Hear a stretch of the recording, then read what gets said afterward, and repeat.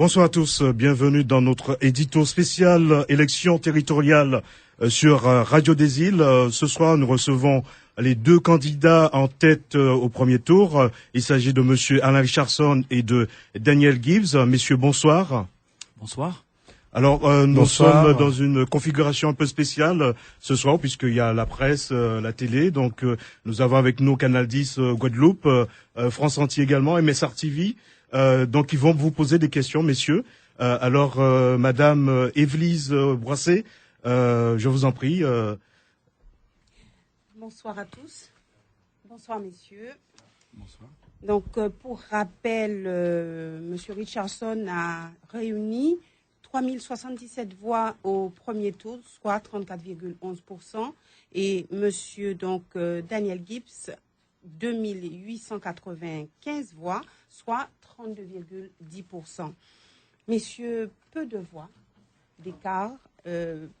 Tout d'abord, permettez, Monsieur Richardson, que je débute avec Monsieur Gibbs. Monsieur Gibbs, vous étiez donné favori très longtemps au niveau des sondages. La tendance s'est quelque peu inversée tardivement. Alors, est-ce que vous vous attendiez à être second sur ce premier tour des élections?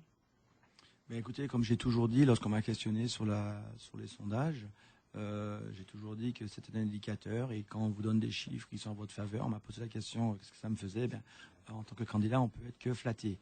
Simplement, j'ai toujours précisé que le vrai sondage le fera le jour de l'élection, qui a été le dimanche. Et je crois que la population a tranché, et elle a indiqué vouloir un changement radical, puisque le premier et le deuxième se détachent radicalement du troisième. Donc ça, c'est déjà un premier constat que l'on peut faire sur cette élection. Le deuxième que je peux faire, c'est de voir effectivement pour une première entrée en politique sur le terrain en tant que leader d'une liste.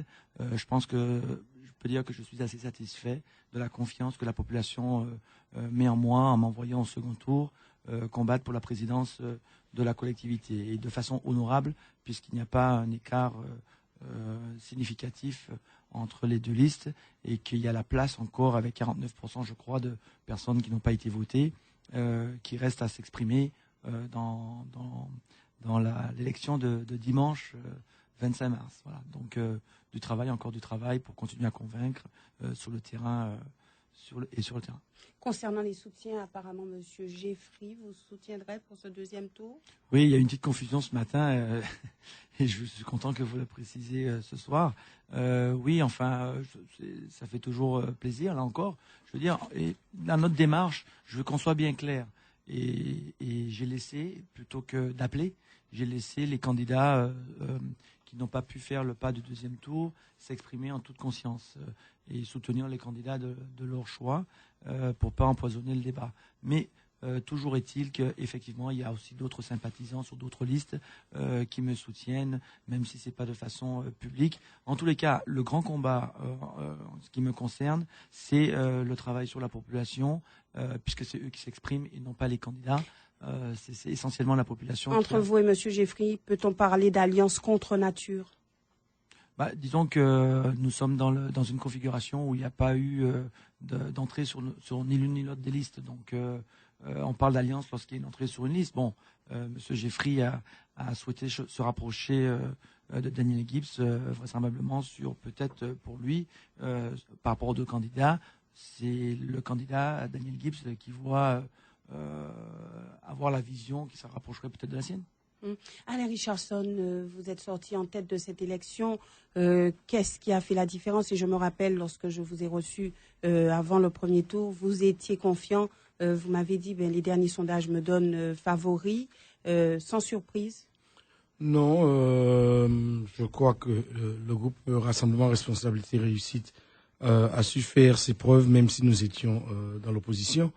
Mais si vous me permettez de saisir l'occasion pour remercier tous les électeurs qui se sont exprimés dimanche 18 mars, tous les électeurs, quel que soit le choix réalisé par ces électeurs, de remercier aussi tous ces jeunes qui ont été votés pour la première fois et qui, malgré la petite fébrilité que l'on voyait, puisque j'étais dans un bureau, ont exercé, je dirais, un droit qui est le droit civique, et je tiens à saluer et à encourager cette jeunesse à exercer ce droit démocratique. Bien sûr, je souhaiterais remercier tout particulièrement les 3077 électeurs qui se sont portés sur le groupe Rassemblement Responsabilité Réussite, et je souhaiterais les encourager au deuxième tour à se démultiplier, à se mobiliser pour effectivement que la victoire qui se dessine devienne une réalité. Les chiffres sont là, les électeurs se sont exprimés, mais effectivement nous n'étions pas donnés favoris par rapport au sondage publié, mais bon, nous avons senti très rapidement au niveau du terrain, au niveau de la population, que le message portait et qu'effectivement le programme et l'équipe qui était proposée correspondaient bien à ce dont Saint-Martin avait besoin. Aujourd'hui, vous avez le soutien de Marthe Ogundele, de Louis Mussington. Qu'en est-il de M. Louis-Constant Fleming? Dans les couloirs, on dit qu'il vous soutiendrait. Écoutez, je vais me référer à deux choses. La déclaration officielle qui a été publiée, où effectivement il n'appelle publiquement ou officiellement à soutenir aucun candidat, aucune liste. Mais je me réfère aussi au deuxième aspect, c'est qu'effectivement, de très nombreuses personnes qui étaient sur la liste et de très nombreux sympathisants qui étaient avec l'UP sont aujourd'hui mobilisés pour venir nous soutenir. Et moi, je remercie tous les électeurs, je remercie toutes ces personnes qui aujourd'hui... Sur le conseil de Louis-Constant Fleming? Ah, ça, je ne sais pas. Vous allez lui poser la question lorsque vous le rencontrez. Mais je crois que la déclaration faite par Louis-Constant Fleming est claire, hein, et je me base sur ça.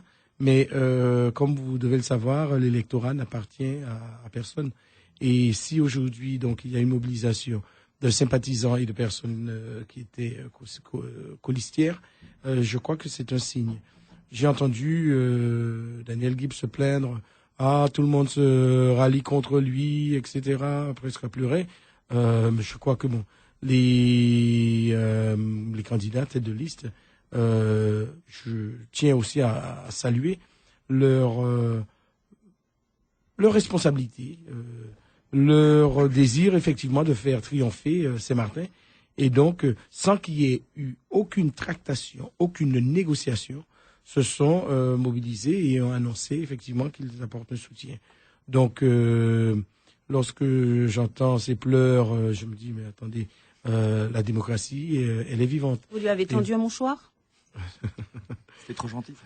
Alors justement, Monsieur Gibbs, qu'en pensez-vous par rapport... Non, ça me fait rire parce que depuis avant le premier tour, je l'ai toujours dit qu'il allait y avoir une coalition tous contre Gibbs. Je l'ai dit sur vos ondes, je l'ai dit avec Canal 10, je l'ai dit avec tout le monde. C'était évident. Il y a eu une bataille.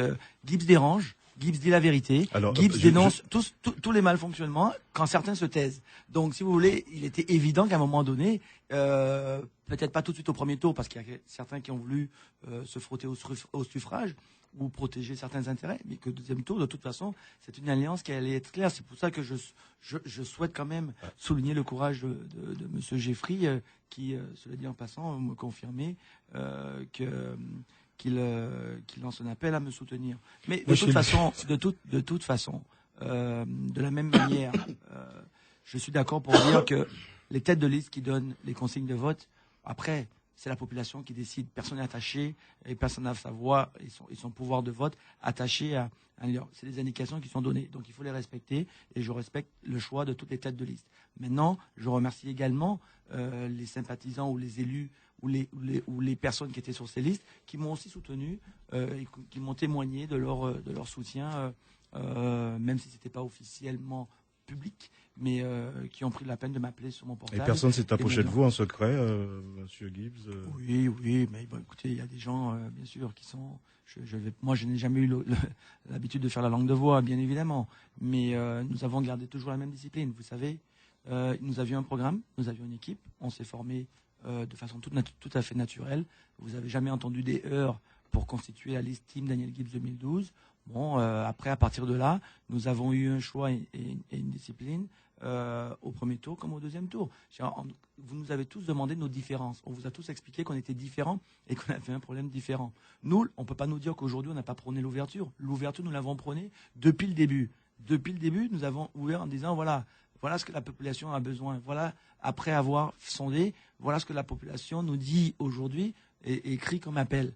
Donc, tout le monde était la bienvenue de travailler ensemble. Bon, je ne rentrerai pas dans les épisodes. Moi, les négociations, je les ai eues avant le premier tour. Et je crois que personne ne va dénier les discussions qui ont eu lieu. Et puis, la réponse a été très claire. Donc, j'ai respecté ces choix avec les uns et les autres. Mais justement, pourquoi tous les autres sont contre vous? Il y a forcément un élément déclencheur à cela. Vous savez, pour revenir sur le côté, parce que je l'ai écrit en gros sur ma feuille, je me plains pas.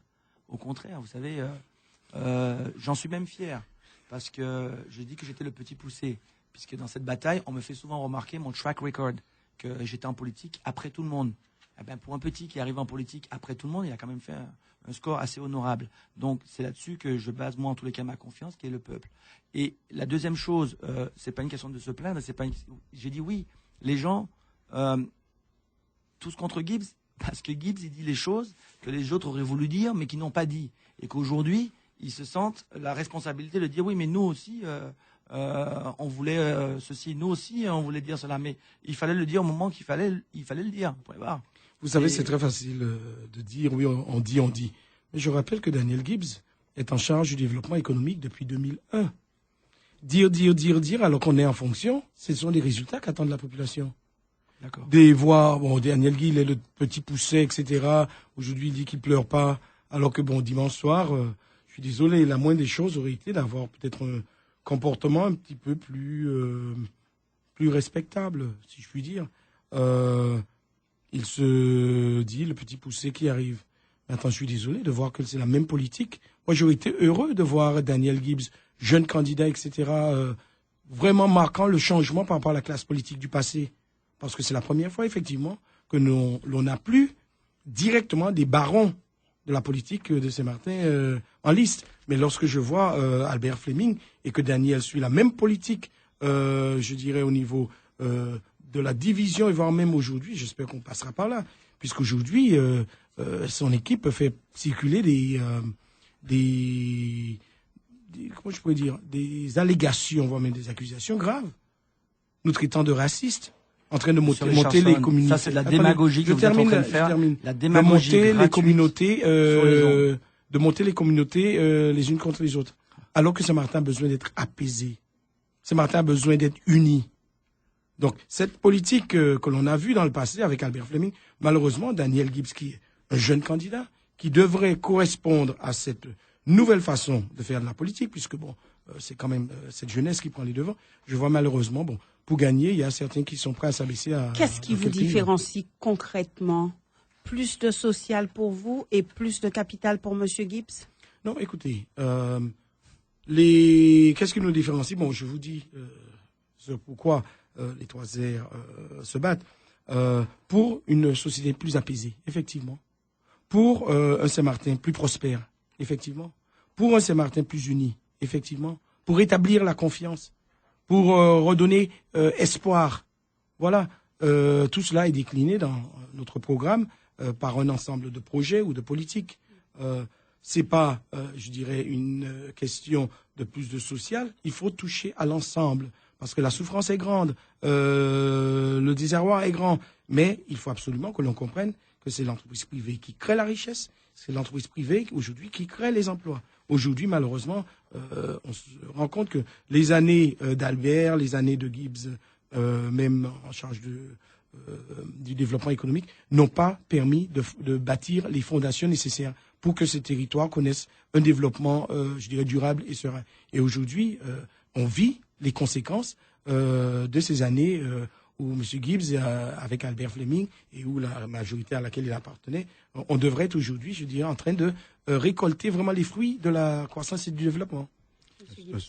Oui, waouh, je suis vraiment déçu de mon adversaire ici présent sur sa conduite et sur ses propos. Je constate qu'il utilise et véhicule des vérités qui n'en sont pas, qui sont fondées sur je ne sais pas quoi d'ailleurs, puisque dans notre camp, il n'y a aucun propos de ce genre qui s'échappe. Moi, je parle avec des faits aujourd'hui. Et je pense que c'est de façon gratuite et libre que M. Richardson s'exprime.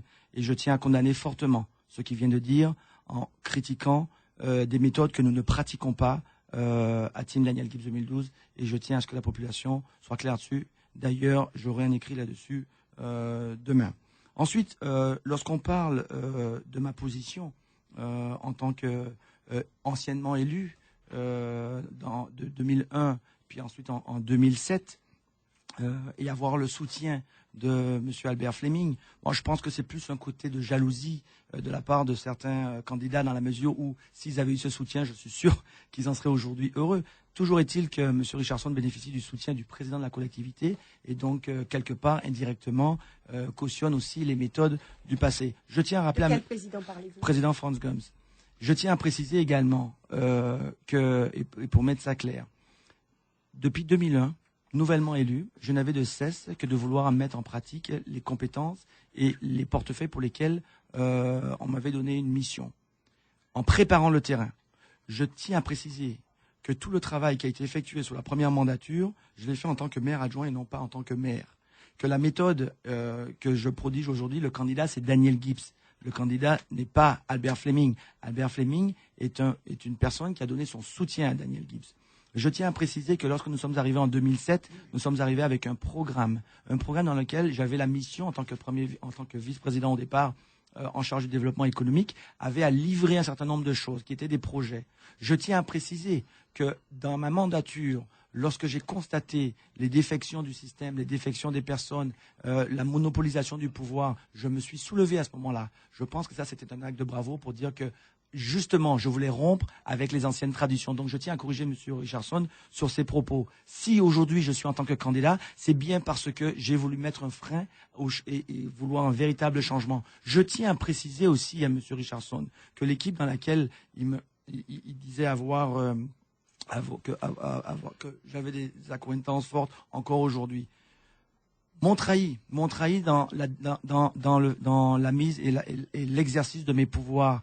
Avec, là encore, je peux parler avec des preuves, puisque je les ai avec moi, des emails qui ont circulé à mon encontre avec des autorités côté hollandais, demandant au président d'arrêter tout développement portuaire, tout développement de front de mer concernant nos pratiques et les projets que nous mettions en place, parce que ça venait déranger leur développement. Je rappelle que c'est après tous ces écrits qui ont fait et qui ont prouvé que c'était une volonté, que c'était une volonté. Ben, je vais vous le dire, monsieur Richardson. C'est toute la politique que j'allais mettre en place, tous les projets que j'allais mettre en place pour servir la population, qui m'ont été sabotés, et j'en ai la preuve, par des accointances et des pressions qui viennent de l'autre côté, et qui ont fait qu'aujourd'hui, je n'ai pas pu mettre en place la politique telle que nous l'avions décidée avec le groupe. C'est ce qui a fait.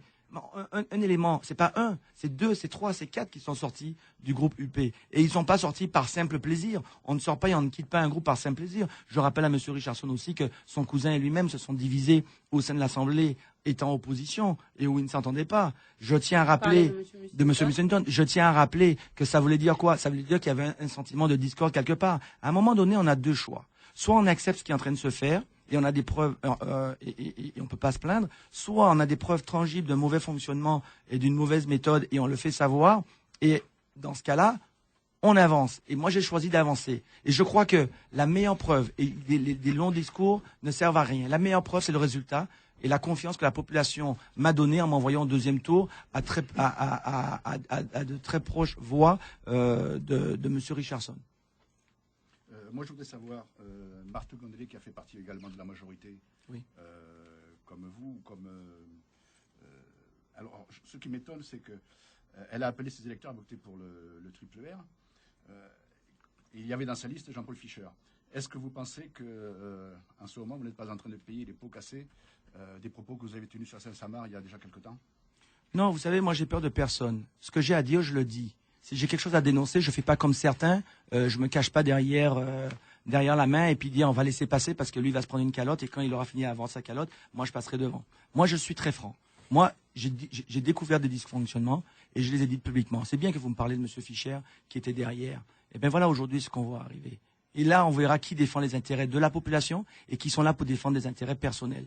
Moi j'ai un discours qui est clair depuis le début et je ne désarme pas. Je reste sur la même ligne de conduite.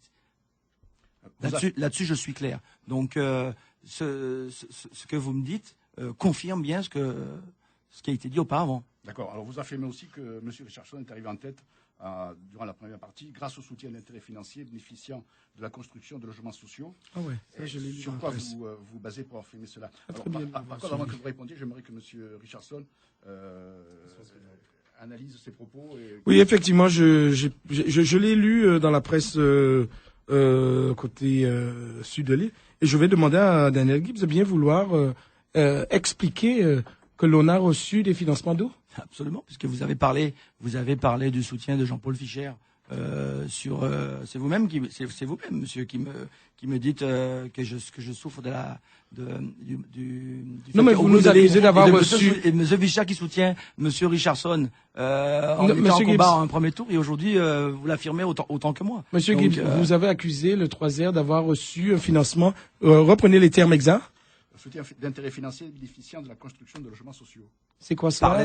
Par l'aide et le soutien de monsieur Fischer. Et de la politique de l'autruche. Et de la politique de l'autruche. Non, pas la politique de l'autruche. Non, monsieur Gibbs, je vous regarde, je voudrais. De la SEM. Non, je voudrais savoir. Sur le fonctionnement de la SEM. Je voudrais savoir, qu'est-ce que cela veut dire? Donc, la SEM Samar aurait financé la campagne des 3R? Monsieur Richardson. Non, je vous écoute. Monsieur Richardson, ne me faites pas dire ce que je n'ai pas dit. Vous bénéficiez du soutien de monsieur Jean-Paul Fischer. Non, du financement. Vous avez bien dit. Par ses propos. Non. Vous pouvez reprendre les propos. C'est par ses propos. Non, monsieur Gibbs. C'est par ses propos que je voulais indiquer. Monsieur Massip, vous pouvez. De la même manière. Non. On est sur un point. Je vous écoute. De la même manière, monsieur Massip. De la même manière que vous dites ça. Et des accusations. C'est ce que vous avez écrit dans la presse, non? Qui ont été tenus là, sur les ondes de monsieur Richardson à mon encontre. Non, on est sûr. Et d'une politique malsaine qui défendue par monsieur Richardson à mes propos, me disant que je considère monsieur Richardson comme raciste. Sur quel propos gratuit peut-il aujourd'hui venir sous les ondes et me condamner ainsi? Alors, vous pouvez relire. Non, mais parce que puisqu'on y est, parlons aussi concrètement. Concernant ces propos racistes, comme certaines personnes, d'autres collègues, j'ai reçu des mails de 2 personnes notamment. Alors, vous accusant d'avoir choisi, compte tenu, je cite, compte tenu de ses faiblesses, de venir sur le pire des terrains, l'opposition entre les communautés. Alors, il y a l'autre mail qui précise que les ombres grises du team sont en train de préparer un document qui doit démontrer qu'Alain Richardson, par son ancienne appartenance au MAP, serait raciste. Alors, l'opposition entre les communautés est le pire des arguments. Alors, est-ce que sur ce coup-là, en fait, ce n'est pas le triple R qui empoisonne le débat, qui fait preuve de racisme dans l'argumentant sur ce sujet. Attendez, monsieur Richardson. Est-ce que cela sous-entend que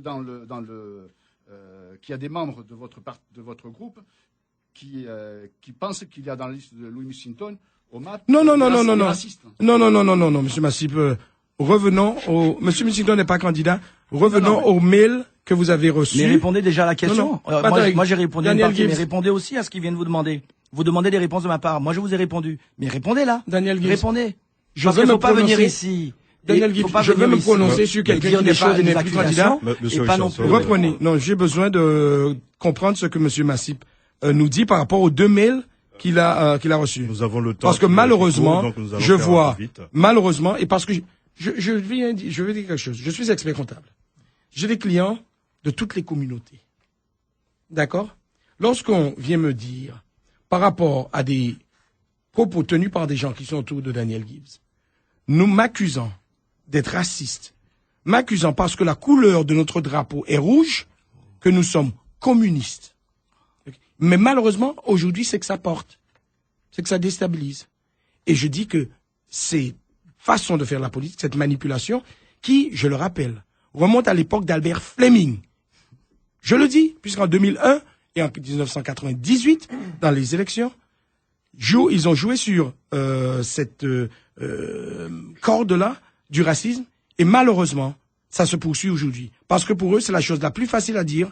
Voilà, Alain Richardson est raciste, et ça aura des effets. Mais je tiens à avertir ceux qui aujourd'hui veulent dire qu'ils souhaitent occuper les plus hautes fonctions et qui acceptent de jouer ou de laisser des personnes autour de leur équipe jouer sur cette corde sont en train de prendre une responsabilité grave. Saint-Martin est le seul territoire au monde où on a quasiment des centaines de nationalités, des personnes venues de tout horizon et qui arrivent à vivre en harmonie. Aujourd'hui, vouloir, pour des raisons politiques, jouer sur la corde du racisme, de la xénophobie contre l'équipe des 3R, c'est malsain et je le condamne et je souhaiterais que toi, Daniel, tu le condamnes avec autant de vigueur. Parce que tu dois savoir qu'à Saint-Martin, c'est le vivre ensemble qui doit être une force, une chance pour notre territoire. Alain, je n'ai pas de conseil à prendre de toi parce que je n'ai pas à répondre à ça puisque je ne me considère pas dans ces propos. Et je n'ai jamais pris l'initiative de ces propos. D'une part. Deuxièmement, je tiens à exclure parce que moi, tout comme toi, faut arrêter de faire croire aux gens que je ne suis pas Saint-Martinois plus qu'un autre. Moi aussi, je suis notaire diplômé et j'étais en fonction, que je reçois autant de communautés que toi, que tu n'as pas plus l'exclusivité qu'un autre. Il faut arrêter de faire croire aux gens ce genre de choses. Je tiens à te dire aussi, de la même manière que dans ton clan, on essaye de faire croire que l'électorat, et tu l'as dit sur une télé côté hollandaise, en live, que les voix de Daniel Gibbs étaient aussi que des voix des métros et que toi c'était les voix des Saint-Martinois et donc sous-entendu j'étais le représentant des métros et que toi tu étais le représentant de la population locale, tu l'as dit en live à la télé. Daniel. Donc excuse-moi, si on va dans ce débat, chers amis, non mais je souhaiterais que tu condamnes, je souhaiterais que tu condamnes ce genre de propos, ce genre de manipulation dans cette campagne parce que c'est malsain et ça dessert Saint-Martin. Tu essayes de faire croire que je les porte et je les véhicule et que je dois m'en excuser. Je n'ai jamais sollicité ce genre d'action, bien au contraire. Tout comme toi, je te demande de les condamner comme je les condamne. Sur les réels problèmes de Saint-Martin, j'aimerais m'arrêter sur la jeunesse, une jeunesse qui est en attente. Alors, les problèmes de formation, alors un lycée et 3 collèges, lycées en sureffectif, une jeunesse aussi dans la rue, puisqu'il y a ici quand même cette notion de ghetto, il y a le problème d'insécurité. Alors, que pensez-vous faire pour justement, sinon régler ce problème, mais faire reculer cette délinquance, cette violence et surtout donner la chance aux jeunes pour avoir une formation adaptée? Vous savez, au niveau de notre programme, nous avons fixé comme priorité le rétablissement de la dignité par l'emploi. La dignité par l'emploi.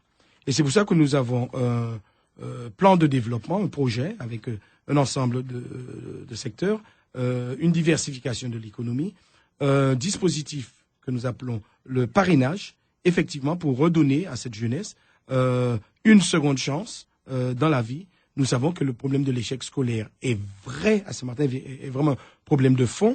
Nous savons aussi que le fait de ne pas avoir d'opportunités et de moyens de vraiment vivre, je dirais, leur jeunesse, a souvent pour conséquence de pousser cette jeunesse vers l'oisiveté et souvent vers des activités condamnables, d'incivilité, etc. Donc, c'est pour ça que nous mettons autant l'accent sur ce programme que nous appelons le parrainage, et aussi sur notre volonté de créer des emplois dans des secteurs nouveaux, tels que le secteur du commerce régional, les activités import-export, l'e-commerce, grâce à la création d'une free zone.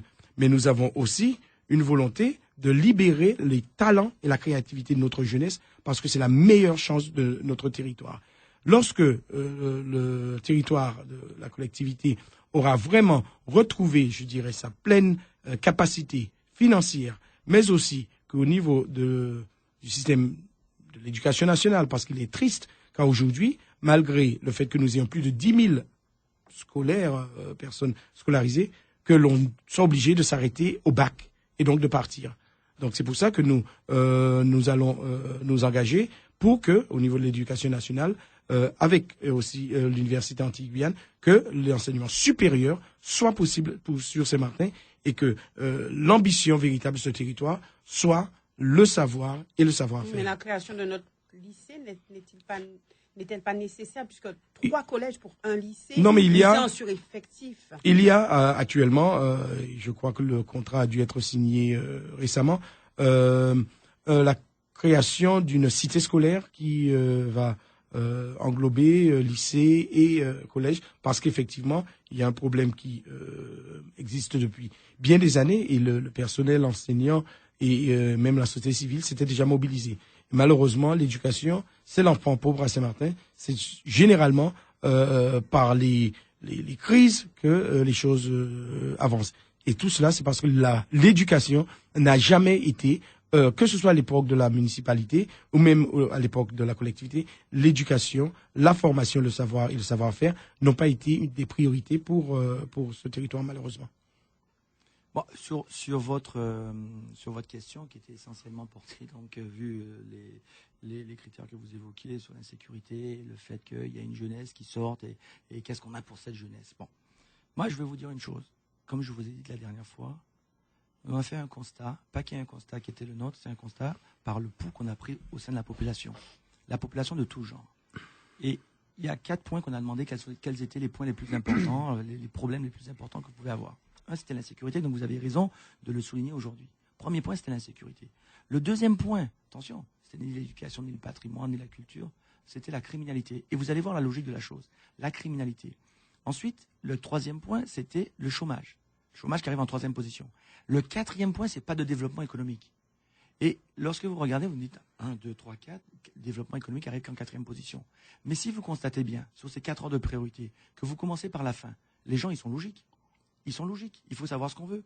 Si vous n'avez pas de développement économique, vous avez, logiquement, pas de richesse.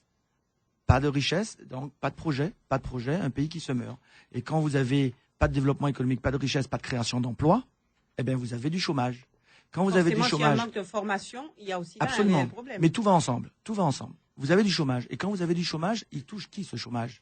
Il touche sur 35 000 habitants, 40% de la population a moins de 26 ans. Donc vous avez raison de vous préoccuper des collèges et des lycées, puisque c'est là qu'on va avoir à la sortie un grave problème. Donc chômage très fort auprès de notre population qui est jeune.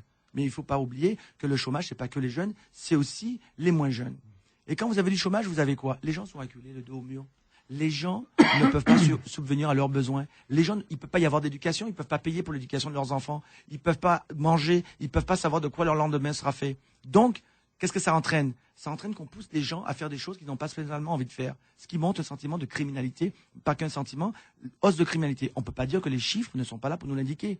Et quand vous avez de la criminalité sur une île qui vit essentiellement du tourisme, et que cette criminalité, qu'est-ce qu'elle va entraîner? Elle va entraîner un sentiment d'insécurité. Donc, chers amis, je vous le dis très clairement, effectivement, il faut une politique sociale. J'en suis convaincu. Il faut une politique environnementale. Il faut une politique claire et nette en notre éducation. Il faut une politique culturelle et patrimoniale.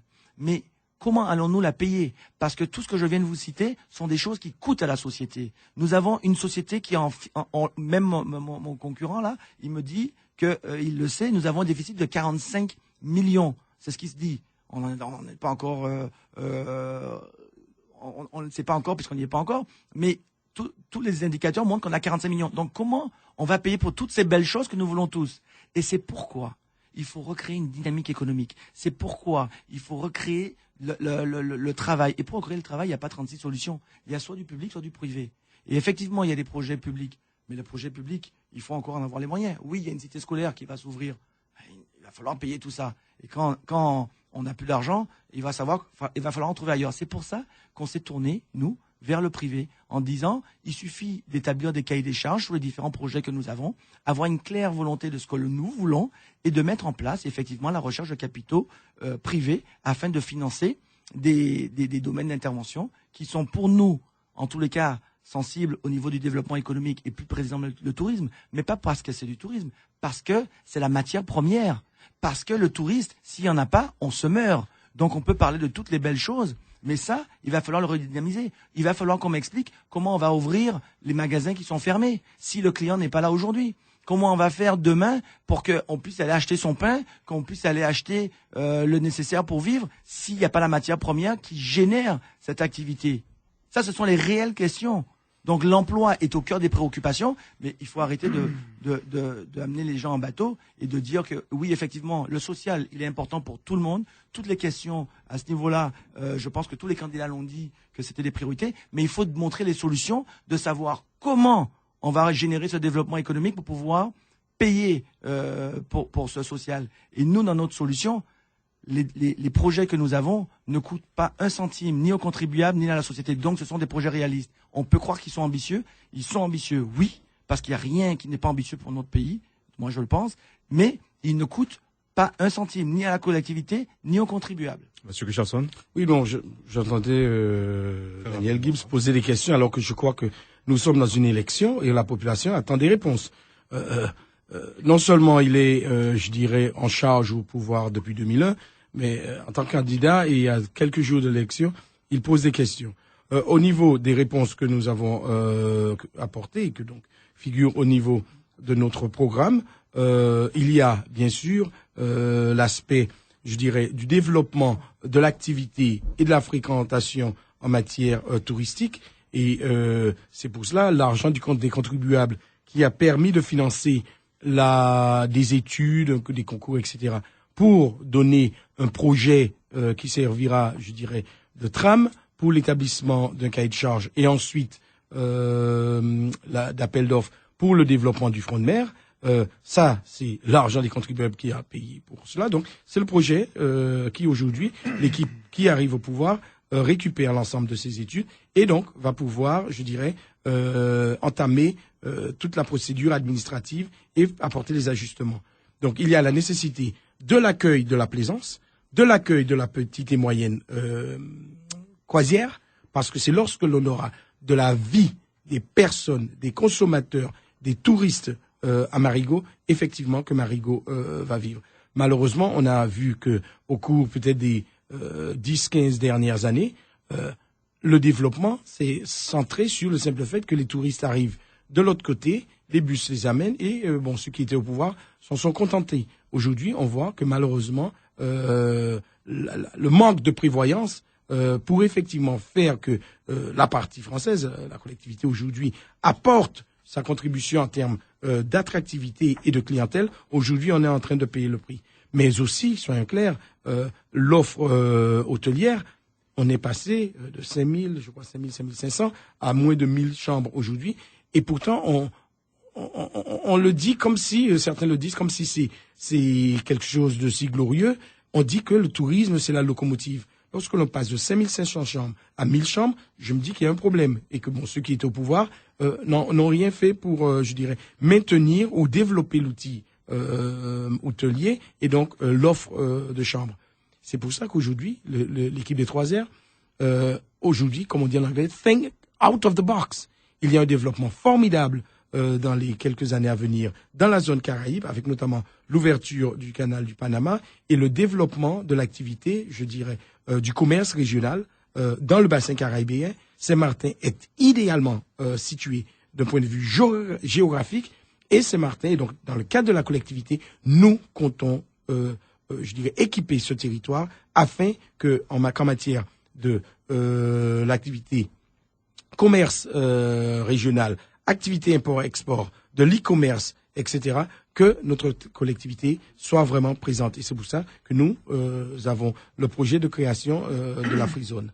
Donc voilà quelques éléments très significatifs sur notre projet pour vraiment apporter, je dirais, une autre jambe à notre économie afin qu'elle soit, je dirais, beaucoup plus diversifiée. Monsieur Richardson, vous parliez tout à l'heure de faire venir des bateaux de croisière ou de plaisance.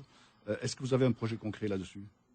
Monsieur Massip, savez-vous que c'est la collectivité qui a payé l'ensemble, la collectivité, la commune, l'ensemble des études qui ont permis d'arriver à un projet issu des 3 concours financés.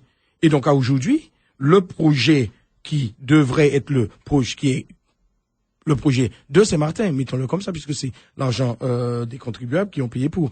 Aujourd'hui, Daniel Gibbs a le projet pour lequel il s'est porté VRP, qui est le projet d'investisseurs canadiens. Mais ce serait grave qu'un candidat, de par ses fonctions de vice-présidence en charge d'un ensemble de portefeuilles, s'approprie les dossiers, les études payées par les deniers publics.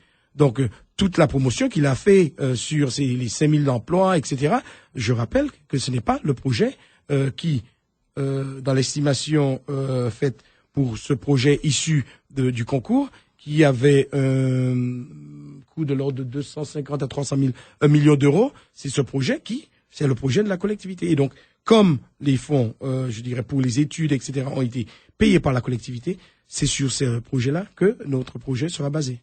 Est-ce que je peux réagir là-dessus? Alors, M. Richardson, je veux dire, à un moment donné, il faut être réaliste. On ne peut pas me reprocher le passé et dire qu'est-ce que j'ai fait pour faire du développement économique et le résultat où on est aujourd'hui, c'est à cause de moi. Et en même temps, venir dire maintenant et parler et se gloîtrer de l'argent public qui a payé pour les projets, pour les études. Qui était en train de manager ce portefeuille? Qui en a fait la promotion de ce projet? Dans le sens qui a instigé que nous allions vers un développement de front de mer, un développement du port de commerce, un développement de l'aéroport de Grand Case, puisque c'était dans mon portefeuille. Donc, on ne peut pas me reprocher aujourd'hui de ne pas avoir fait le nécessaire pour mettre en place les instruments d'un développement endogène et en même temps m'entendre dire que, ah oui, mais c'est l'argent des deniers publics. Eh bien, Monsieur Richardson, je vais vous dire ce que moi j'ai fait avec l'argent des deniers publics. J'ai fait des choses intéressantes qu'aujourd'hui vous veniez d'acquiescer en disant que finalement, c'était des bonnes choses. Vous venez de le dire actuellement. Alors, aujourd'hui, on ne peut pas me reprocher ce que je n'ai pas fait. Et je vais vous dire pourquoi je n'ai pas pu continuer. Parce que on m'a éjecté de mon portefeuille. On m'a enlevé mes compétences. Donc je n'ai pas pu livrer marchandises. Je mettais en place les infrastructures nécessaires et porteurs de les infrastructures les éléments, les infrastructures nécessaires pour porter une économie endogène. Bien évidemment, une infrastructure portuaire, commerciale, une infrastructure d'un développement de front de mer avec accueil de croisière, comme vous l'avez si bien... C'est quoi le développement endogène, monsieur Gibbs? Et dont vous avez été si bien, VRP, si vous me permettez, vous aussi, les gens vous demandent pas de poser des questions et vous demandent de parler de votre programme. Alors laissez-moi au moins expliquer le mien. Non, mais c'est que vous utilisez des termes, un développement endogène par rapport à... Oui, endogène par rapport à une politique qui est basée sur le développement touristique, puisque c'est notre matière première. Mais endogène, c'est quoi? Monsieur Richardson. Non, mais je Monsieur Richardson, laissez-moi m'expliquer quand même. Je vous ai dit que avant 95, nous avions perdu entre 95 et aujourd'hui, c'est pas 5500, c'est entre 4008 et 5000 chambres. Et aujourd'hui, on est à moins de 1000 chambres. Donc, un développement endogène, c'est quoi? C'est pas aller construire pour construire, c'est construire parce qu'il y a une raison. Parce que si on veut que la matière première vienne, il faut savoir la loger. Et c'est pas en construisant des logements sociaux qu'on va loger des touristes. Et donc, c'est des infrastructures touristiques qu'il faut mettre en place. Et c'est pour ça que je parle en termes de développement endogène.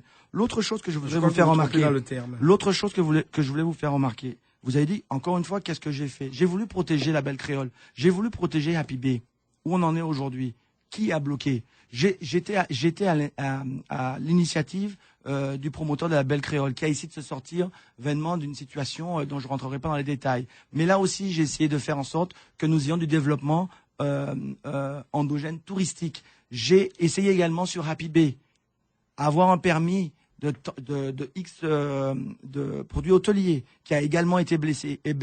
Oui, on peut dire blessé puisque qui n'a pas vu le jour. Donc on peut pas dire que je n'ai pas été le défenseur du secteur. Finalement, on me fait porter un chapeau de VRP des Canadiens, mais je tiens à souligner et faire remarquer à M. Richardson, je lui ai prouvé par A plus B sur une autre radio, ses propos tenus envers ces mêmes Canadiens dont il parle et dont il a été filmé, où il s'en était fait lui aussi le VRP dans la mesure où il avait fait toutes les louanges de la politique qui avait été mise en place, car en tant que comptable, il avait même précisé que les choses avaient bien été établies. Et je veux enlever cette étiquette de Canadien dans le sens où, vous savez, moi j'ai toujours parlé en termes d'investissement sur un projet pour qu'il soit viable. On m'a critiqué sur le développement en disant c'est un projet qui n'est pas viable, tu n'y arriveras pas.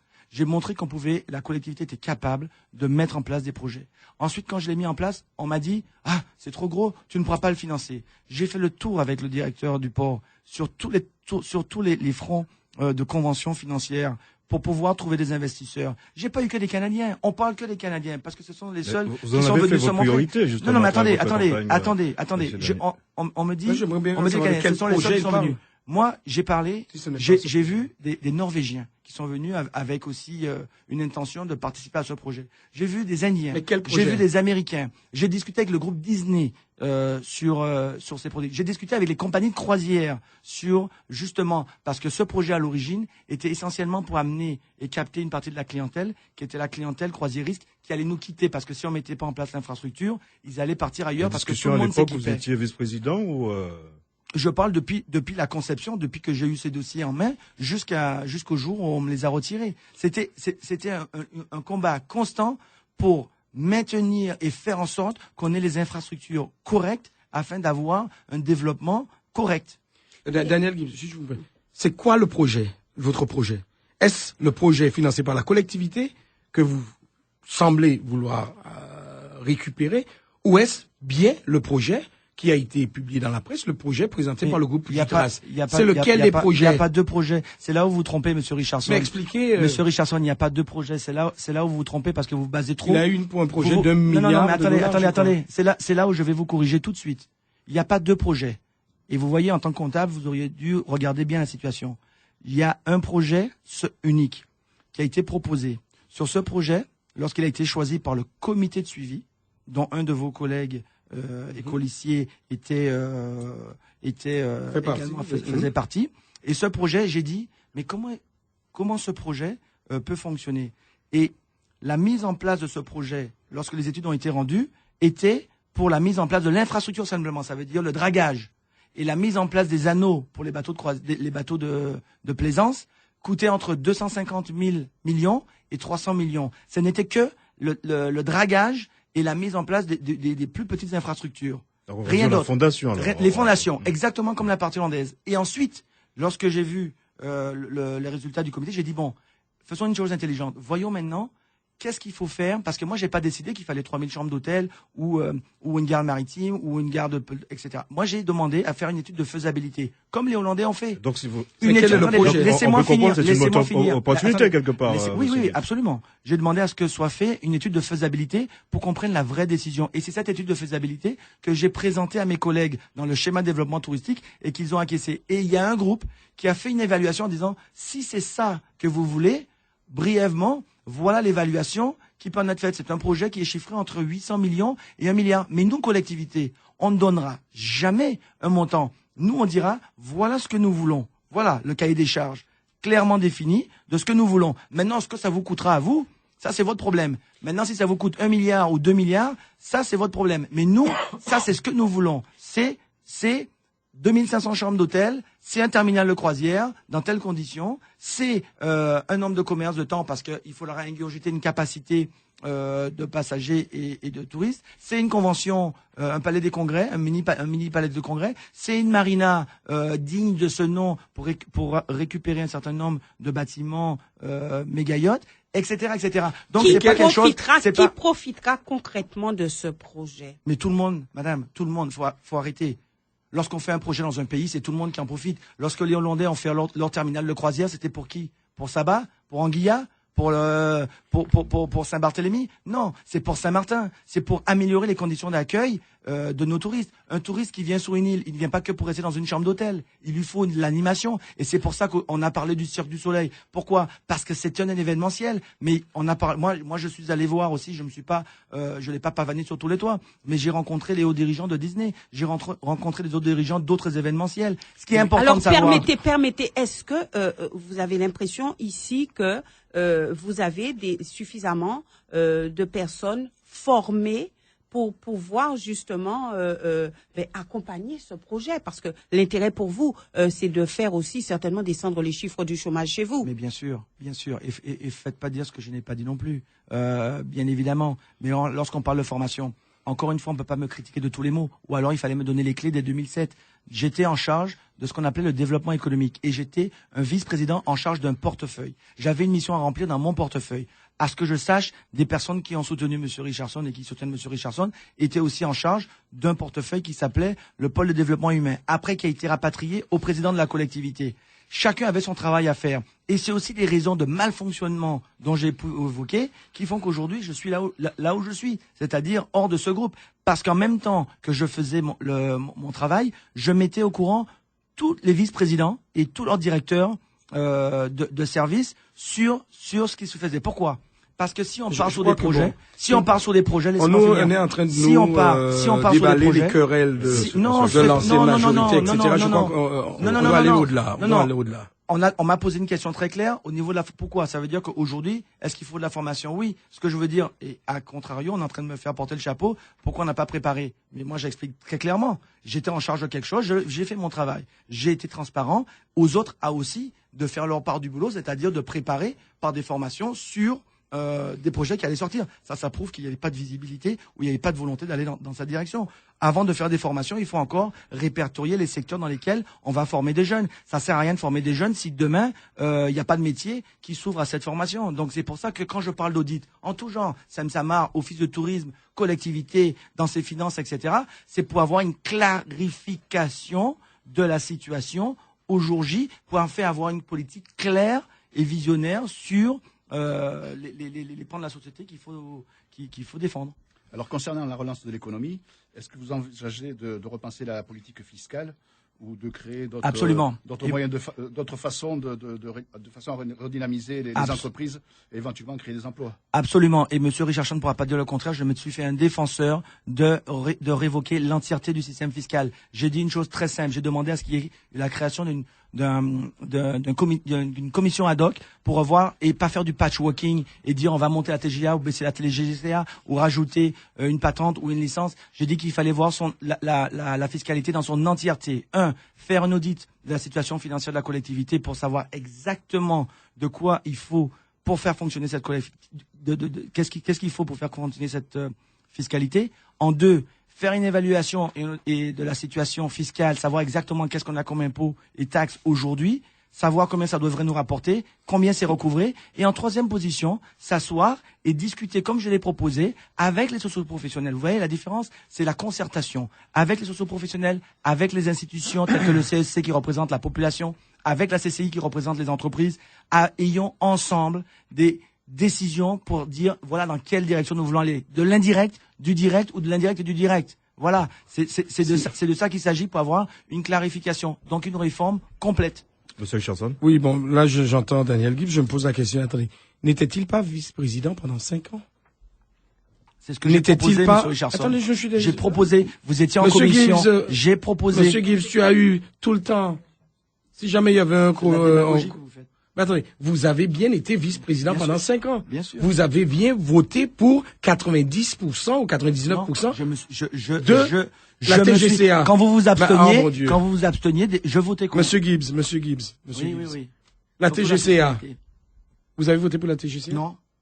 Non, je n'ai pas voté, monsieur. La licence... Non, vous n'allez pas me faire le non. de ce qui a été voté. Mais attendez, je vous dis ce que j'ai demandé clairement. J'ai demandé une clarification de la fiscalité. J'ai demandé la création d'une commission ad hoc, oui ou non, Monsieur Richardson? Monsieur Gibbs, vous êtes bien le vice-président. Vous avez été vice-président pendant 5 ans. Vous avez bien été élu avec cette équipe. Donc, vous portez bien la responsabilité, votre part de responsabilité dans la situation actuelle. On est d'accord? Je ne dénie pas ma responsabilité. Mais voilà, merci. Mais je suis sorti. Merci. Permettez-moi donc maintenant de poursuivre. Au niveau, il est clair que notre territoire a besoin d'être attractif et compétitif. On entend parler de fiscalité indirecte, etc., tout ce qui va être augmenté au niveau de la fiscalité indirecte. Tout ce qui aujourd'hui pénalise notre territoire, pénalise l'activité économique. Par exemple, lorsque l'on crée une TGCA, une taxe sur la consommation, en réalité, nous pénalise. Ça fait que la collectivité, la partie française, devient encore plus chère. Et c'est pour ça que nous n'avons jamais soutenu cette approche en matière de TGCA et autres. Et donc, puisque notre objectif clair, c'est vraiment la compétitivité et l'attractivité de notre territoire, c'est à partir de là que la fiscalité sera établie. Tout ce qui aujourd'hui nous pénalise devrait être reconsidéré parce que c'est l'activité économique qui est primordiale. C'est la richesse créée par les entreprises qui est primordiale. Et c'est ce qui crée des emplois. Donc voilà le cadre dans lequel nous allons. Comment relancer le BTP? Mais écoutez, merci d'une question qui rentre directement dans le plan, dans notre programme. Aujourd'hui, on a besoin de relancer le BTP de proximité. Aujourd'hui, on se rend compte que le fait que le problème des 50 pas géométriques du foncier n'est pas réglé, qu'il existe un nombre très important de constructions, de maisons, etc., qui ne sont pas terminées, mais parce que les propriétaires n'ont pas le titre de propriété, ils n'ont pas accès à du financement bancaire, parce qu'ils ne peuvent pas présenter un titre pour pouvoir servir de garantie. Eh bien, l'une des priorités, ce sera de régler le problème des 50 pas géométriques. Nous allons mettre en place ensuite ce qu'on appelle le bail de réhabilitation ou de finition, pour permettre à ces personnes, parce que lorsque vous faites le tour de Saint-Martin, vous vous rendez compte qu'il y a un nombre très important soit de maisons abandonnées, soit de maisons commencées et qui n'ont jamais été terminées, soit de maisons habitées au rez-de-chaussée, l'étage est en cours, n'a jamais pu être terminé.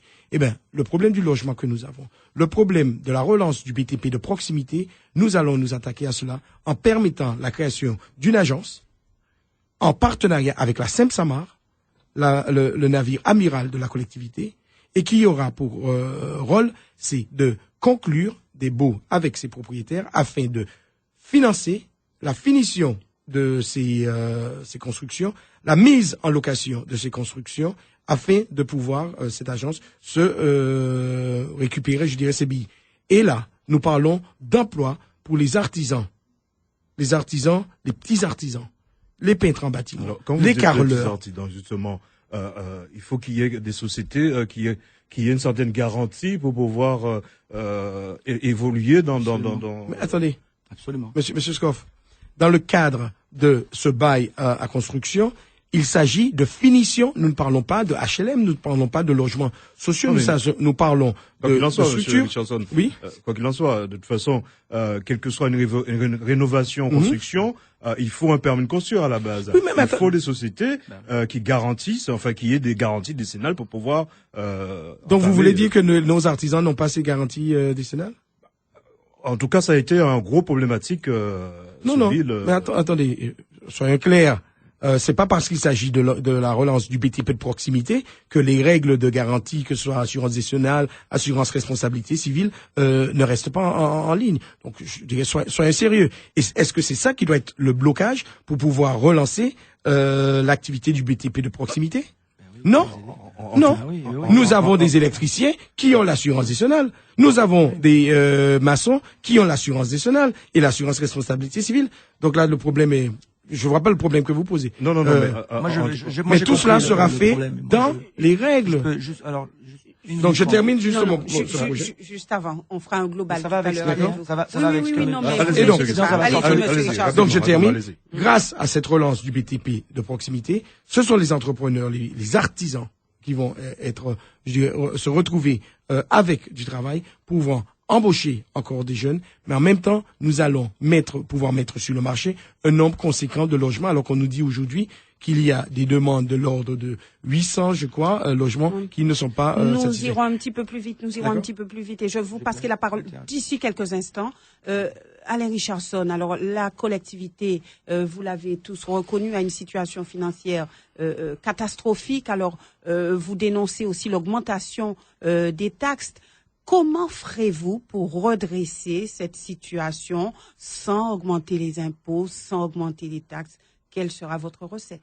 Écoutez, nous n'avons eu de cesse, et Daniel Gibbs aura l'honnêteté, bien sûr, de confirmer, d'avoir toujours considéré que la gestion qui était mise en place par la collectivité était une gestion à la petite semaine, était une gestion qui ne prenait pas en compte quelques règles basiques de bonne gestion. Il n'y avait pas de gestion rigoureuse. Le contrôle de gestion n'était pas mis en place.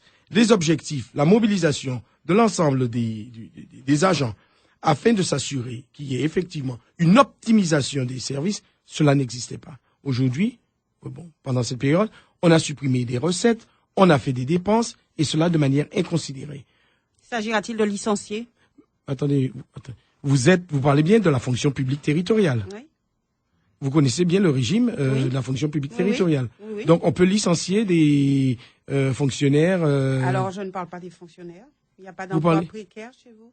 Mais attendez, aujourd'hui, on parle des 1100 personnes de la collectivité.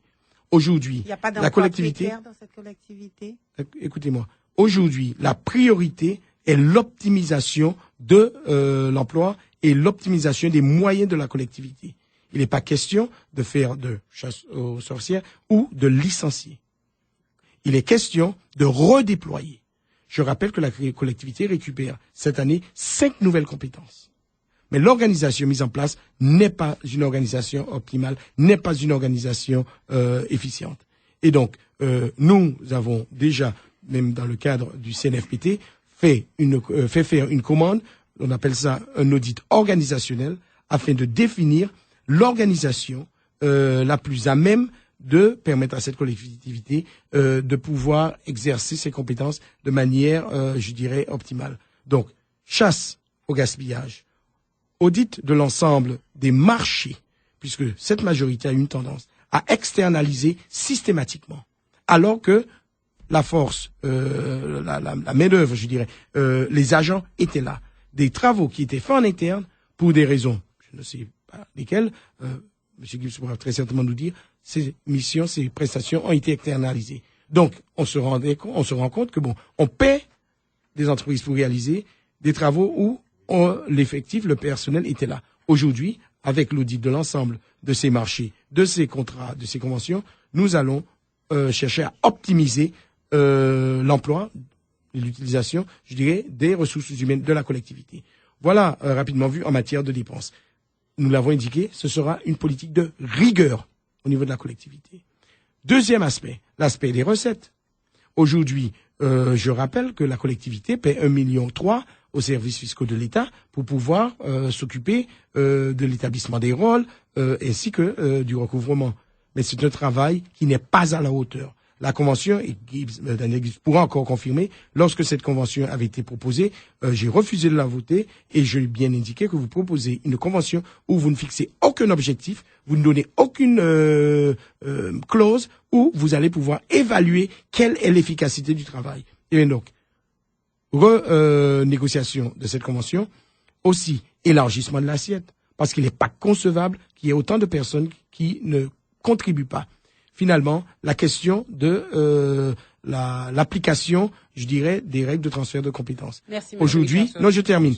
Je termine simplement. Non, c'est nécessaire. Parce que il nous reste quelques minutes, donc allez-y, Monsieur Gibbs. Moi, je veux revenir sur parce que tout à l'heure, ce que je voulais intervenir, c'était par rapport à ce qui a été dit. Le BTP, vous avez posé une très bonne question. Moi, je ne vais pas aller épiloguer sur 36 000 choses. Je vais prendre les chiffres du BTP. Il y a une délégation qui est partie à Paris qui en a été exclue du plan Corail. Vous vous souvenez, le plan Corail qui était appliqué à tous les départements d'outre-mer, et comme on est devenu on nous a oubliés. Donc, ils ont été défendre cela. Vous savez ce qui a été dit dans le rapport du BTP? Que pour qu'une économie tourne convenablement à Saint-Martin, puisqu'il a parlé des petits artisans, et vous avez raison de souligner que les petits artisans dépendent aussi des plus grosses entreprises. Parce que les plus grosses entreprises, souvent, sous-traitent ces petits artisans pour les aider. On demande comment on va faire demain pour aider ces artisans qui, eux aussi, ne sont pas mis dans le circuit parce qu'ils ont des difficultés administratives, les sociétés, les charges, etc. Eh bien, il faut les aider aussi en aidant les grandes entreprises. Le BTP demande 75 millions par an pour avoir un fonctionnement normal dans cette activité. Ce n'est pas moi qui dis ces chiffres, c'est CCI et BTP. 75 millions qu'il faut sortir chaque an, pas que du public, privé et public. Donc voilà les chiffres qui sont réels. Donc il faut relancer une économie pour générer ce montant à peu près, pour pouvoir retrouver à peu près ce qu'on avait avant 95. Ensuite, vous avez posé la question, comment faire? Oui, mais il faut y répondre aussi. C'est vrai qu'on va trouver une situation désastreuse. Comment on va faire pour endosser ce déficit? Il y a deux manières de financer la collectivité. Et c'est pour ça que je veux dire aux gens, pourquoi nous, on a un clair langage qu'il faut aller vers le privé? Parce qu'il y a deux façons. Il y a la dotation globale qui arrive de l'État et les taxes et les impôts. Et moi, demain, je ne veux pas encore aller taxer plus la population parce que la population n'a pas les moyens aujourd'hui de payer ces taxes et impôts parce qu'il n'y a pas d'économie pour générer suffisamment d'entrées pour payer les impôts. Et c'est pour ça qu'il va falloir prendre une décision claire, quel que soit le président. Ça sera, lorsque vous allez trouver une situation de 45 millions de déficit, c'est qu'on n'aura pas un budget balancé. Qu'est-ce que vous allez faire? Eh bien, la première chose, avant de prendre une décision, c'est de faire un audit financier, effectivement. Et si il y a un déséquilibre, eh bien, il ne faudra pas avoir peur de voter le budget en déficit, ce qui entraînera la conséquence normale, c'est d'avoir un budget déféré auprès du préfet. Mais en attendant, il faut qu'on continue à travailler. Il faut qu'on continue à avancer. Il y a des choses et des secteurs sur lesquels on peut avoir des leviers. Et c'est pour ça qu'une bouée d'oxygène peut arriver et il ne faut pas en avoir honte du financement privé, quel qu'il soit. Mais oui, mais un budget, il sert à deux choses, à du fonctionnement et à l'investissement. Ok? Et l'investissement, pour nous, au niveau de la collectivité, ce sont les... le problème des 45 millions. Mais les 45 millions, comme je l'ai expliqué, il va falloir prendre la résolution de voter un budget déficitaire ou pas, ou alors faire des englages comme ils l'ont fait. Mais ça ne veut pas dire que demain, il faut rester les bras croisés, et au contraire, il faut aller pour générer et chercher à mettre en place des instruments qui va permettre de générer de l'argent à la collectivité pour pouvoir ensuite rétablir un équilibre dans sa santé financière. C'était pas que simplement la politique de l'austérité. Je crois que les Saint-Martinois, ils ont souffert énormément d'une politique austère. Je crois qu'on est tous d'accord pour dire oui, il faut refaire un petit peu le ménage et revoir toutes les conventions, tous les contrats qui ont été faits. Comment vas-tu régler le problème du faire en déficit? sorte, effectivement, on est Les tous audits d'accord. ne règlent pas. Faire qu'on est, on est tous d'accord. Également à faire que notre personnel soit efficace et puisse remplir les tâches qu'on donne à d'autres personnes à faire quand eux ils peuvent le faire. C'est vrai qu'ils ont envie de se sentir utiles aussi et valoriser. Mais oui, je vous ai posé la question sur le licenciement. En fait, c'est une question pour tous les deux, hein, rassurez-vous. Non, mais je n'ai jamais eu la langue de bois. Je veux dire, je vois pas pourquoi. Au contraire, vous m'avez pas posé les questions et je reviens sur les questions. Donc c'est que j'ai un langage qui est très clair, M. Richardson. Quand je pose des questions, bien sûr, je pose des questions aux deux. Absolument. C'est pour ça que je reviens. Les licenciements. Mais d'abord, comme je dis, ils me demandent pourquoi un audit.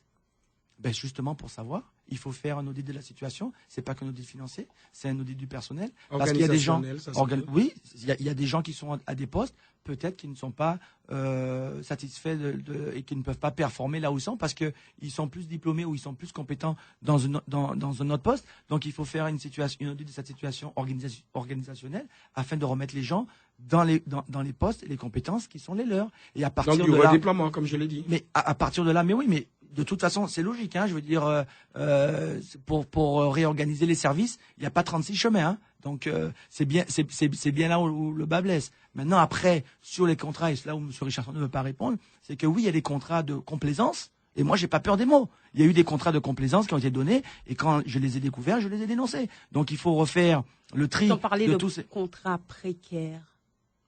Il y a certainement des contrats précaires, mais encore une fois, il faut qu'on rentre dans la situation et qu'on ait une clairvoyance sur ces différents types de contrats. Vice-président, moi je ne suis que sur ces différents types de contrats. Accès aux informations. Mais non, mais ça c'est très facile parce que M. Richardson, en tant qu'opposant, vous avez le droit de poser les questions et comme vous le faites quand vous écrivez au préfet, vous pouvez écrire au président et la plupart du temps, ils vous répondez plus facilement qu'à moi. On peut pas me reprocher mes interventions. J'ai déjà dit, il faut arrêter ça maintenant.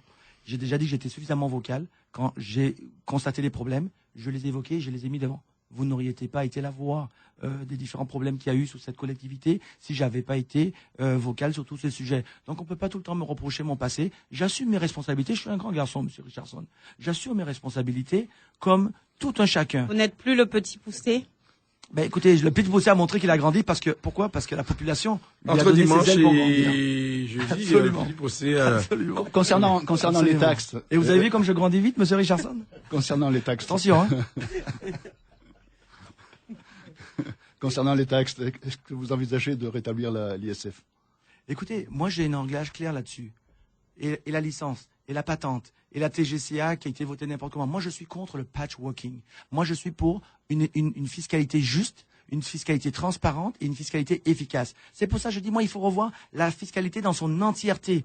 Il faut balayer tout ce qui a été mis en place, avoir une clairvoyance sur ce que nous voulons, faire des études. On m'a dit encore des études, M. Gibbs. Oui, pourquoi? Parce que moi, je suis un élu. Je suis de la société civile. Je ne suis pas un spécialiste de la fiscalité. Mais par contre, je sais où je veux. Moi, si vous me demandez, je veux privilégier une taxation indirecte. Mais je veux qu'elle soit faite de la façon la plus juste. Ça veut dire taxation indirecte. Ça veut dire il y a des taxes sur ceci, des taxes sur cela, ou la taxe sur la consommation. Mais pour ça, je veux qu'un cabinet, pas deux, 3 cabinets. Un cabinet européen, un cabinet caribéen et un cabinet local. Pourquoi? Pour donner 3 visions différentes du problème, 3 visions de ce qu'on pourrait envisager comme fiscalité. Et après, une fois qu'on a tout ça ensemble, socioprofessionnels, CEC, CCI, SM et autres, autour de la table, nous allons décider de ce qui sera le plus allégé et le plus fiable pour la population. Vous voyez, communication, transparence. Oui, mais on attend quand même. Vous n'avez pas répondu. On attend quand même de la part. Vous allez rétablir l'ISF. On attend quand même de la part. Attendez, bien évidemment. Si on parle de remettre la fiscalité à plat, c'est de la voir dans son entièreté. Okay. C'est pas la peine de parler de fiscalité sous l'impôt sur la grande fortune ou la licence. Attends, je vous dis, j'englobe le tout. On met une fiscalité Messieurs, claire. il nous reste je vous ai 5 minutes. Je vous ai dit en finale que je suis pour une fiscalité indirecte. On attend, donc je disais, on attend quand même de la part d'un leader, je dirais, des positions sur un ensemble de choses. Je veux le dire, les impôts et taxes idéologiques, non. L'ISF pour les 3 R, non, elle ne sera pas rétablie. Soyons clairs. Pourquoi? Parce que c'est un impôt idéologique. Donc, taxation indirecte. Non, monsieur Gibbs. Je vois que vous ne maîtrisez pas les sujets. Donc, pas Oui, de monsieur. rétablissement de l'ISF. Je l'ai bien indiqué que l'objectif pour nous, c'est la compétitivité, l'attractivité de notre territoire. Et donc, l'ISF, je l'ai dit, niet, mais bien sûr, parce qu'il faut générer des revenus, il est question de réfléchir à une meilleure imposition des plus-values immobilières. We have 2 questions here from the Dutch side. We'd like to know what the fundamental differences in vision are for the 2 candidates on the development of the waterfront. Because we haven't heard from Alan Richardson actually really about a project or how he plans to develop the waterfront and we've heard a lot from Mr. Gibbs already. Secondly, we'd like to know to what extent the candidates think the cruise harbor and the airport should be developed in terms of competition with the Dutch side, and whether this is competition or whether it's complementary. Well, let me, Robert, unfortunately, maybe you did not read our manifesto, you did not listen much to the program. Let me just recap what we just said a while ago. Taxpayers' money has financed, and this has started from the time we were a commune, a certain amount of studies. A certain amount of professionals have worked and have made proposals. There have been 3 proposals that have been put on the table. Mr. Gibbs, as Vice President in charge of economic development, headed a committee that had to work from those 3 proposals and to create, I would say, the project that the collectivity could wish to implement or develop. And that here is the taxpayers' project. In other words, it belongs to St. Martin. In other words, it belongs to all those who will be elected, and that is the project that will serve as basis for the waterfront project. I know, and all of us have heard, that there's this Canadian project for which Mr. Gibbs has been the salesperson that is completely different from this public, the public project in the sense that it has been financed. And let me say again, these projects will be developed not by funding by the collectivity, but by private, you call it PPP, public-private partnership. So at that level, let it be clear. Now, in terms of development, we know that today on the international level, it is countries, it is islands who today compete. And in terms of development, we need to make sure that the interests of this territory are defended. But since we are an island, and a very small island, we need to work towards what we call the interdependent partnership. But we must make sure we put ourselves into a position where that interdependent partnership is not a position where we lose anything. Mr. Gibbs? Yeah, I will answer also in English. In English. Maybe, but you see, when when what hurts me is when Mr. Richardson talks about the projects and talks about the financing of the project, which was putting in place a plan. And at the same time, he asked me, what have you done for the development of this country because you was in charge of? Yes, but this is the way I am showing him that I did a wise job because he's accepting the fact that this was something that was good and this was something under my portfolio. So I did perform in what I was doing. Thank you, Mr. Richardson. But I had the vision of developing a waterfront. I had a vision of wanting to see why are we suffering and why are we going to suffer tomorrow of a lack of tourism. What are the ingredients that we need? And that is by seeking all those information, by doing studies, by taking the time of analyzing, by seeing what the other islands, as he was saying, was doing, that we decided to say, let us go through a development of a waterfront. But it takes a person to take those decisions. And you cannot reproach that person today of what have he done? And at the same time say, yes, but that was in his portfolio and he had to perform in this. So at a given point, we have to know what we are saying and how we want to do it. Concerning the competitivity with French and Dutch side, it's very simple. Competition. Yes, when we are here, when we are on the island, we have a little competition. We cannot deny it. But nevertheless, all those plans, when they were made with an idea of complementary. We have an airport in Grand Cause. We needed to have an upgrade of our product. But the upgrade of our product is wanting to stay a regional airport. the commercial port. It's the same thing. We have one, but we need to provide also for our merchants, like he was talking about, the merchants that are closing windows and we're closing shops and closing doors. We need to also develop our commercial port. Otherwise, you're going to ask me, why are you heading the chairmanship of that port and not having any evolution and not having any modernization and not having any... If you want the e-commerce and all those things, you need to have an infrastructure to receive those boats. And this is what I was fighting and trying to put in place. Waterfront development was very simple. At the same time, we were not aiming the big cruise ship. The master plan of tourism that I had voted it and that Mr. Richardson voted for, and that I worked even and I opened my books to him, says and shows clearly that we are aiming for the medium and high quality boats. That's why he's talking about it, because that is what we include in our master plan of tourism. We said also that we need a certain amount of hotels and the change of the star system in our hotels, because we want a multi-product and not a unique product with only luxury.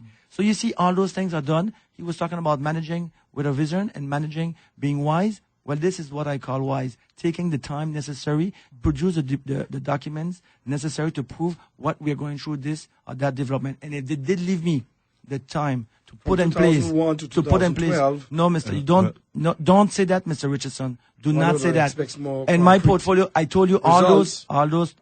That is demagogy, what you call. You see, that's quite demagogy. Today it comes to maturity. But all those projects were prepared. What hurts them is that, yes, they were prepared from 2003, actually, because we started on putting in place those different projects, whether it's the airport, whether it's the port, whether it's the waterfront development. And it came to maturity in the second setting of 2007. Unfortunately, I've been putting sticks in my spokes, and that puts me in a situation where, and this is again one of the reasons why I came out of my group. Nous arrivons à la conclusion de ce débat. En tout cas, je vous remercie de la qualité de ce débat. Je profite pour remercier justement non, on n'a plus le temps là, on n'a plus le temps. Allez-y. Non, c'est juste pour vous remercier et surtout dimanche 25, demander à tous les électeurs de voter pour un Saint-Martin apaisé, un Saint-Martin uni, un Saint-Martin prospère, c'est-à-dire voter pour l'équipe des 3 R. Monsieur Gibbs. Moi, je voudrais vous remercier de nous avoir invités ici aussi. Je remercie la qualité des questions et du débat qu'il y a eu. Je souhaite bonne chance à mon adversaire, Monsieur Richardson, pour dimanche. Et bien évidemment, je fais confiance. Oui, c'est vrai, parce que mon seul adversaire, c'est le chômage, Monsieur Richardson. Vous faites bien de me le souligner. Non, je vous corrige. Je demande à la population de continuer à me faire confiance comme ils l'ont fait au premier tour et d'accentuer cette confiance